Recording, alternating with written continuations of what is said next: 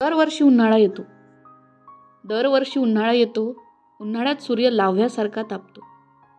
तापमानाची सरासरी ही सरासर वाढत जाते. तापमानाची सरासरी ही सरासर वाढत जाते. सोबत पाण्याची टंचाई ही क्षणोक्षणी भासत जाते. झाडाची पाने ही लागतात मग गळायला. झाडाची पाने ही लागतात मग गळायला आणि सावली लागते ना मग आपल्यापासून दूर पळायला. चटके घेत घेत जमिनीलाही चिरा पडतात. चिवचिव करत चिमण्याही घरट्याला सावली शोधतात. हिरवी चादरी डोंगरावरची अशीही उडून जातात. हिरवी चादरी डोंगरावरची अशीही उडून जातात. रानावनातून वाहणाऱ्या नद्या कोरड्या कोरड्या पडू लागतात.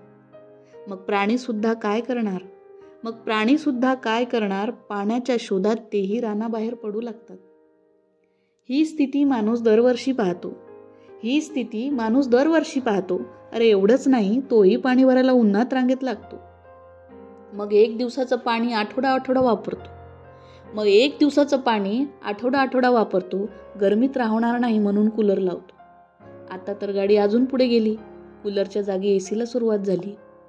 अरे किती दिवस मित्रांनो हा तात्पुरती विचार करणार?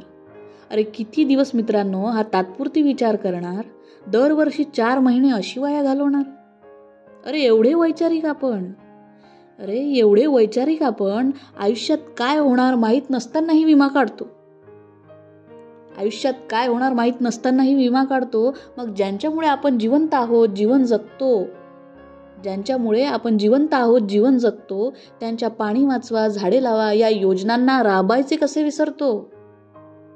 निसर्गच देतो ना अन्न वस्त्र निवारा. निसर्गच देतो ना अन्न वस्त्र निवारा. मग त्याला पण थोडा वेळ देऊ. 1 गजर आयुष्यात त्या कामाचा ठेवू. 1 गजर आयुष्यात त्या कामाचा ठेवू. गुंतवणूक म्हणून प्रत्येकाने 1 झाड लावू. गुंतवणूक म्हणून प्रत्येकाने 1 झाड लावू. रोज थोडं थोडं पाणी देऊन त्याला वाढवू. रोज थोडं थोडं पाणी देऊन त्याला वाढवू. कालांतराने झाडे ही मोठी होत जाणार. झाडांची संख्या ही अजून वाढत जाणार. कालांतराने झाडे ही मोठी होत जाणार. झाडांची संख्या ही अजून वाढत जाणार. मग बघा निसर्ग हा किती खुलून दिसेल. मग बघा निसर्ग किती खुलून दिसेल. नदी विहिरी तलावे ओसंडून वाहेल. नदी विहिरी तलावे ओसंडून वाहेल. अशी बहरलेली सृष्टी मनाला एक वेगळा समाधान देऊन जाईल. अशी ही बहरलेली सृष्टी मनाला एक वेगळंच समाधान देऊन जाईल.